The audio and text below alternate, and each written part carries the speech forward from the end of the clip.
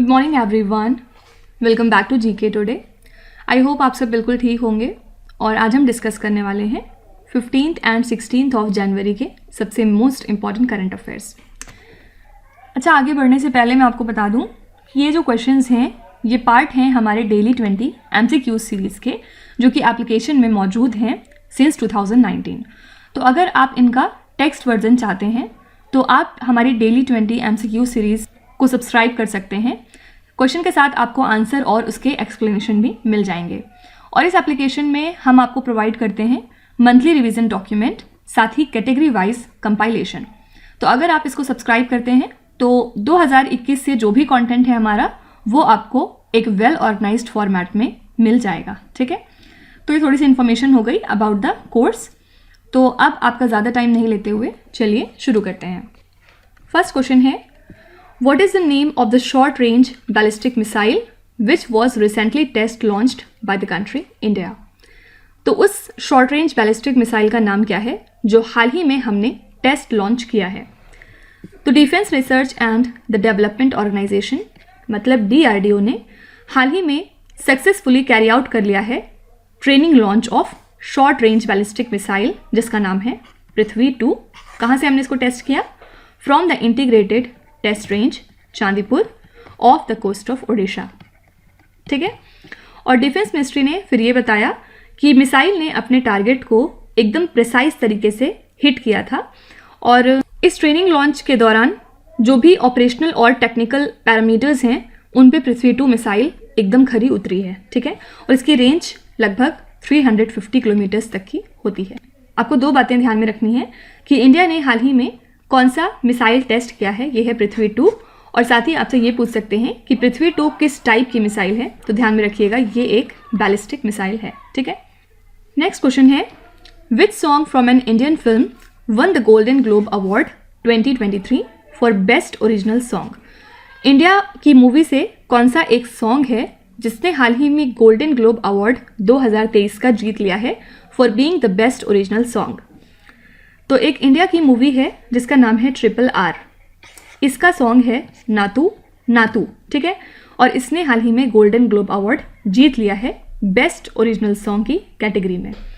तो ये जो ट्रैक है नातू नातू, इसको कंपोज किया है MM कीरावानी ने। और ये जो मूवी बात कर रहे हैं हम RRR की, इसको किसने डायरेक्ट किया है? इसके डायरेक्टर हैं SS राजामौली। ठीक है, खास बात क्या है इस गाने के बारे में कि इसने टेलर स्विफ्ट का सॉन्ग, लेडी गागा का सॉन्ग सबको पीछे छोड़ दिया। ठीक है, तो ध्यान में रखिएगा कि नातू नातू को गोल्डन ग्लोब अवार्ड मिला है 2023 का। और ये कौन सी मूवी का सॉन्ग है? RRR का। नातू नातू जो सॉन्ग है वो कंपोज किसने किया है? MM कीरावानी। और RRR मूवी के डायरेक्टर कौन है? SS राजामौली। ठीक है, तो इसमें से कोई भी चीज़ आपसे पूछी जा सकती है।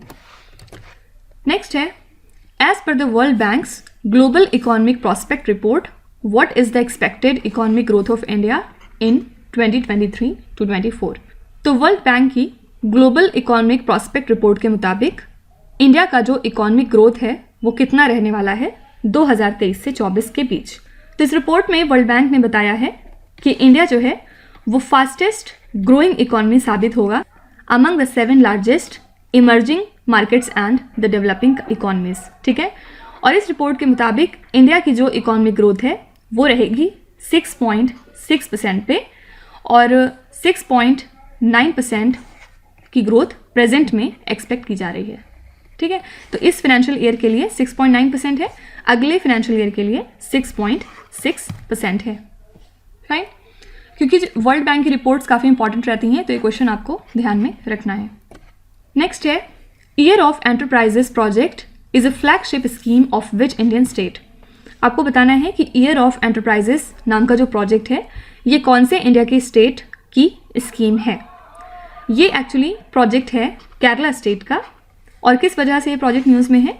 क्योंकि हाल ही में ये डिक्लेयर हुआ है as the best practice model in the 2nd chief secretaries national conference. ठीक है, और किस कैटेगरी में इसको सेलेक्ट किया गया है? तो इसको सेलेक्ट किया गया है in the thrust on MSME category. ठीक है, ये जो प्रोजेक्ट है केरला गवर्नमेंट के द्वारा, इसको इसी फिस्कल ईयर में स्टार्ट किया गया था, जिसका एम था 1 लाख एंटरप्राइजेस को क्रिएट करना अगले 1 साल में। लेकिन हमने ये टारगेट अचीव कर लिया सिर्फ और सिर्फ 8 महीनों में, ठीक है। और इसी वजह से ये काफ़ी ज़्यादा न्यूज़ में है।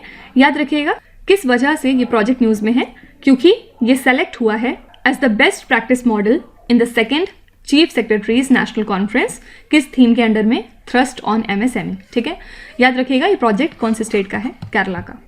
नेक्स्ट है prime minister Narendra Modi inaugurated global investor summit in which Indian city.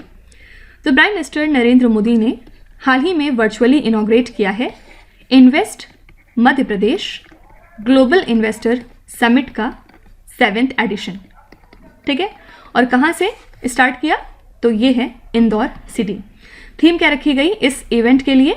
Theme थी Madhya Pradesh the future ready state, ठीक है।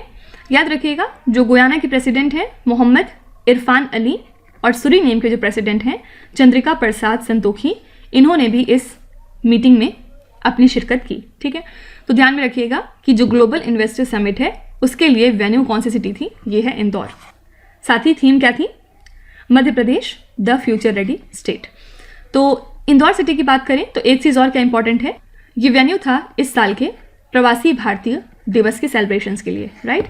प्रवासी भारतीय दिवस को हम NRI डे के नाम से भी जानते हैं और इसको हर साल हम मनाते हैं 9 जनवरी को।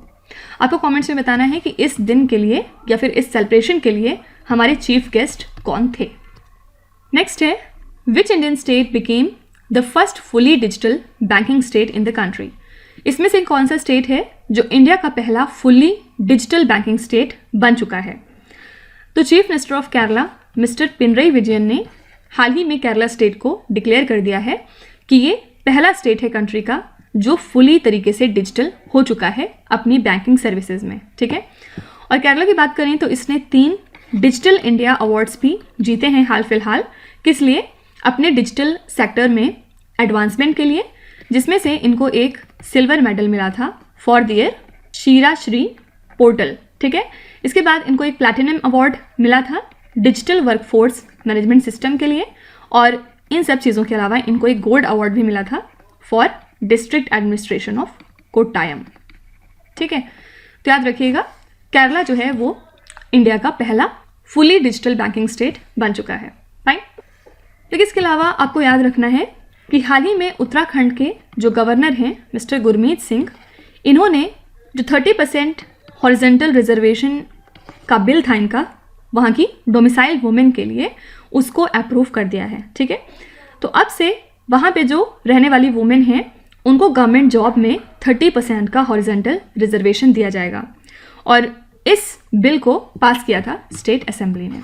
तो इन केस अगर आपसे पूछते हैं कि कौन सा इंडिया का स्टेट है जिसने एक बिल पास किया है जिसके थ्रू 30% का हॉरिजेंटल रिजर्वेशन वहाँ की रहने वाली वुमेन को दिया जाएगा, तो ये स्टेट है उत्तराखंड। नेक्स्ट क्वेश्चन है which Indian city topped the startup funding in 2022 as per a recent report. आपको बताना है कि एक रिसेंट रिपोर्ट के मुताबिक कौन सी इंडिया की सिटी है जिसने स्टार्टअप फंडिंग को टॉप किया है। तो ये डेटा प्रोवाइड किया है ट्रैक एक्सन ने, जो कि एक leading global market intelligence platform है, और इनके अकॉर्डिंग बेंगलुरु ने टॉप किया है स्टार्टअप फंडिंग चार्ट को इंडिया में। कितनी वर्थ के साथ? $10.8 बिलियन 2022 में, ठीक है। और बेंगलुरु को फिर फर्दर सेकेंड पोजीशन पे फॉलो किया है मुंबई ने। मुंबई की वर्थ थी $3.9 बिलियन, और थर्ड पे था इसमें गुरुग्राम, ठीक है। गुरुग्राम में कितनी वर्थ थी? $2.6 बिलियन। उसके बाद फर्दर दिल्ली, चेन्नई, पुणे वगैरह भी थे, लेकिन वो आपको याद रखने की ज़रूरत नहीं है। टॉप 3 इंपॉर्टेंट है सिर्फ। बेंगलुरु ने स्टार्टअप फंडिंग को टॉप किया है 2022 के लिए, उसके बाद सेकंड पे था मुंबई और थर्ड पे था इसमें गुरुग्राम, ठीक है। नेक्स्ट क्वेश्चन है ramp scheme which was seen in the news recently is implemented by which union ministry. आपको बताना है कि जो रैम्प स्कीम है वो कौन सी यूनियन मिनिस्ट्री इम्प्लीमेंट करती है। तो हमारे MSME के मिनिस्टर कौन है? नारायण राणे। हाल ही में इन्होंने वेब पोर्टल लॉन्च किया है इस स्कीम के लिए, जो कि MSMEs के लिए होती है, ठीक है।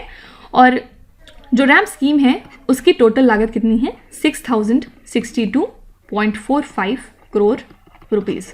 और इस स्कीम को लॉन्च किया था गवर्नमेंट ने 2020 में और वर्ल्ड बैंक ने इसके साथ कोलैबोरेट किया था ताकि जो MSMEs कोविड की वजह से हिट हुए हैं वो फिर से रिकवर हो सकें। ठीक है, तो जो टोटल स्कीम की लिमिट है 6062 करोड़ रुपीज़, इसमें से 3750 करोड़ रुपीज़ अप्रूव किया था वर्ल्ड बैंक ने जून 2021 में, और जो रेस्ट ऑफ द बैलेंस है वो हमारी गवर्नमेंट फंड करेगी। ठीक है, तो ध्यान में रखिएगा ramp scheme ministry of MSME से एसोसिएटेड है।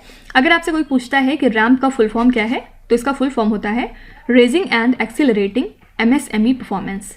Raising and accelerating MSME performance. ठीक है, नेक्स्ट क्वेश्चन है, as per a recent data which two states were the top investment destinations in the country in 2021 to 22। तो recent data के मुताबिक कौन से 2 स्टेट्स हैं इनमें से जो टॉप इन्वेस्टमेंट डेस्टिनेशन रहे कंट्री के इस टाइम पीरियड में? तो ये डेटा रिलीज किया है centre for monitoring Indian economy ने, और इनके अकॉर्डिंग गुजरात और राजस्थान ऐसे 2 स्टेट हैं जो कि इन्वेस्टमेंट के एरियाज में टॉप मोस्ट पोजीशन पे रहे। ठीक है, तो दोनों ही स्टेट्स काफ़ी सक्सेसफुल रहे इन्वेस्टमेंट को अट्रैक्ट करने के पर्पज से from both domestic and international businesses. और गुजरात स्टेट की बात करें तो इसमें फ्रेश इन्वेस्टमेंट कितनी वर्थ का आया है? 3.98 ट्रिलियन रुपीज़ इस टाइम पीरियड में, और राजस्थान में नए इन्वेस्टमेंट आए हैं वर्थ 2.37 ट्रिलियन रुपीज़। ठीक है, तो याद रखिएगा गुजरात और Rajasthan 2 top most investment destinations state रहे। ठीक है, नेक्स्ट क्वेश्चन है, Nidhi Aapke Nikat is the outreach program conducted by which institution. Nidhi Aapke Nikat किसका प्रोग्राम है, आपको ये बताना है। ये प्रोग्राम है EPFO का। फुल फॉर्म क्या होता है? The employees provident fund organisation. इन्होंने कंडक्ट किया निधि आपके निकट आउटरीच प्रोग्राम को, और हर महीने ये इसको 10 तारीख को कंडक्ट करते हैं। ठीक है, एम क्या है इसका? अपनी आउटरीच को बढ़ाना, साथ ही ज़्यादा से ज़्यादा लोगों को इनकरेज करना कि वो इसमें पार्टिसिपेट करें। ठीक है, एक्चुअली इनका एक ग्रीवेंस रिड्रेसल मैकेनिज्म था EPFO का, जिसका नाम था भविष्य निधि अदालत, और बाद में इन्होंने इसको रीनेम करके रख दिया था निधि आपके निकट। ठीक है, याद रखिएगा ये किसका प्रोग्राम है? EPFO का। नेक्स्ट क्वेश्चन है, which country is the host of the world Hindi day conference 2023।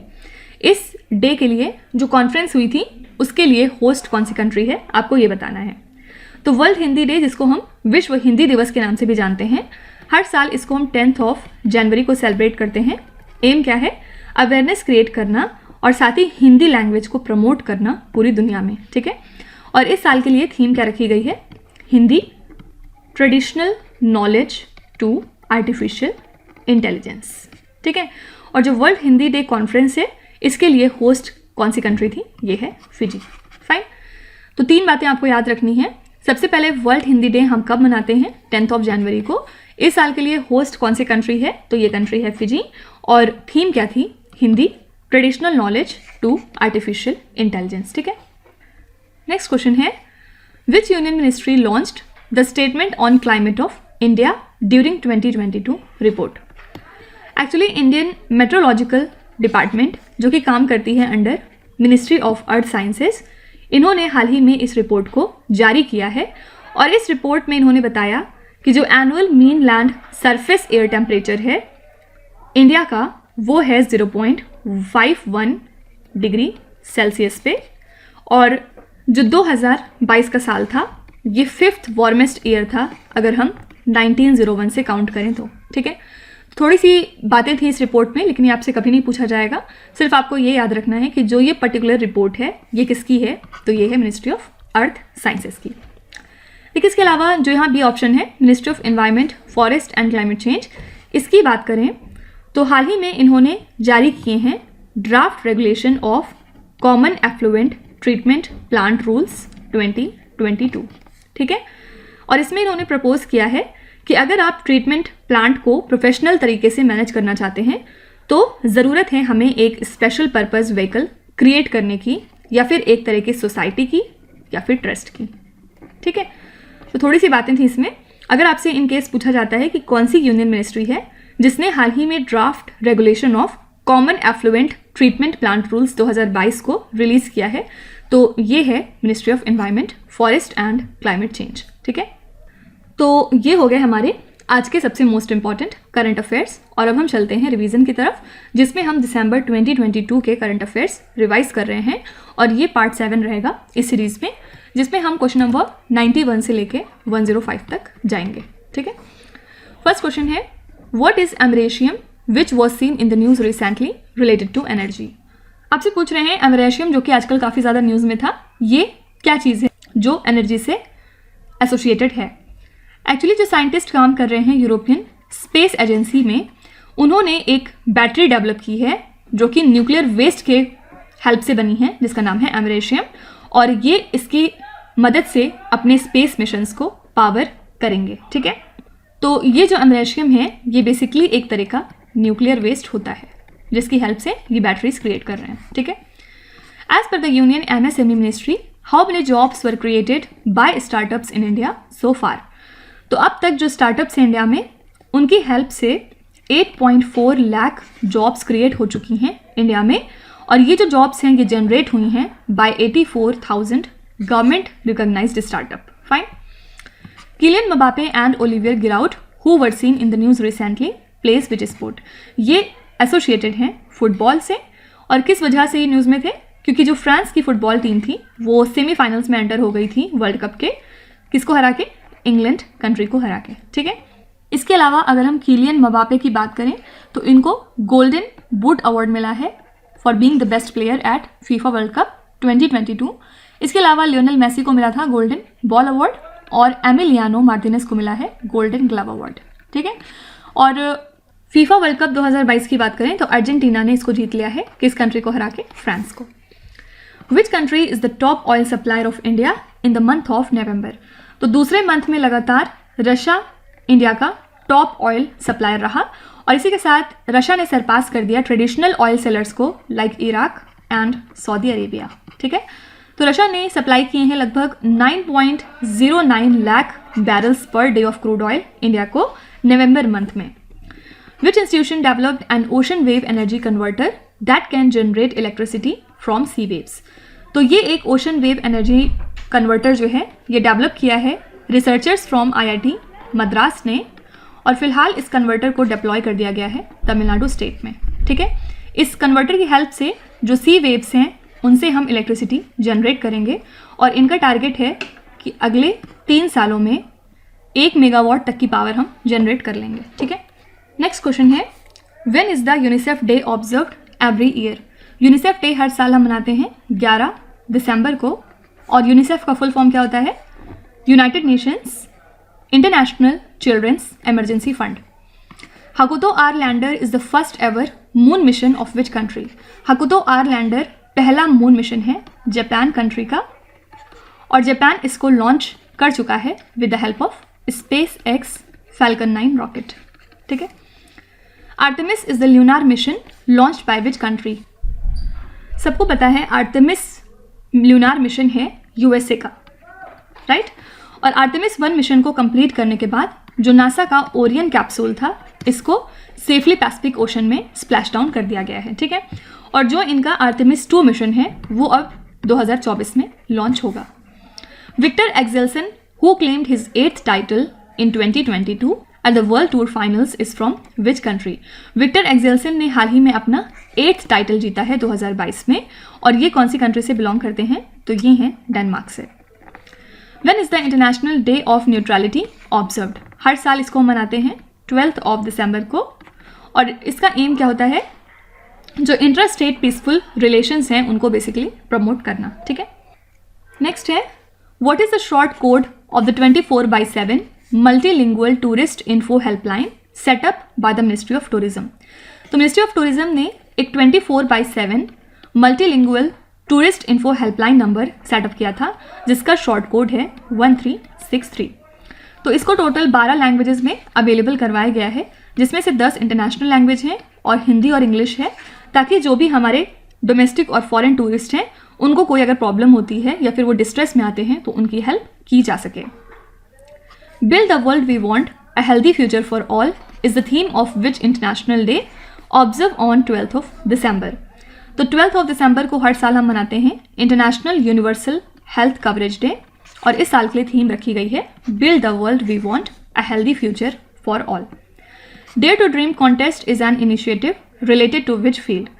तो DRDO इस कॉन्टेस्ट को ऑर्गेनाइज कर रहा है सिंस 2019, और इसका एम है जो इनोवेटर्स, एंटरप्रेन्योर्स, इंडिविजुअल्स वगैरह हैं उनको एक कॉमन प्लेटफॉर्म पे लाना इनोवेटिव आइडियाज़ के लिए in the field of defence and aerospace. ठीक है, तो फील्ड यहाँ पूछ रहे हैं तो आंसर हो जाएगा डिफेंस.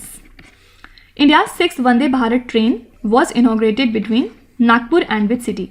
तो इंडिया की जो 6th वंदे भारत ट्रेन है ये हाल ही में इनॉग्रेट हुई है नागपुर से लेके बिलासपुर तक में. ठीक है, बिलासपुर कहाँ है? ये छत्तीसगढ़ में है, और नागपुर महाराष्ट्र में. इस ट्रेन को ऑपरेट कौन करेगा? South east central railways. ठीक है, लास्ट क्वेश्चन है who has been selected as the first women president of Indian Olympic association.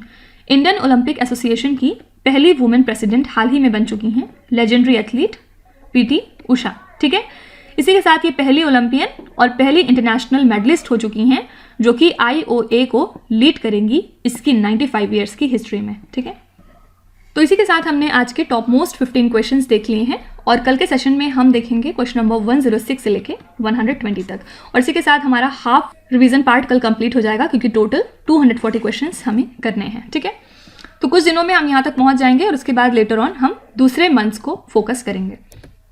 चलिए अब आपके क्विज पे आ जाते हैं. 5 क्वेश्चंस दिए गए हैं यहाँ पे जिनको आपको ध्यान से पढ़ना है और इसका जवाब आपको कमेंट्स में लिखना है. तो वीडियो को पॉज करके एक एक करके ध्यान से क्वेश्चन को पढ़ लीजिए. जो भी आपको आते हैं वेल एंड गुड, जो नहीं आते कोई भी बात नहीं.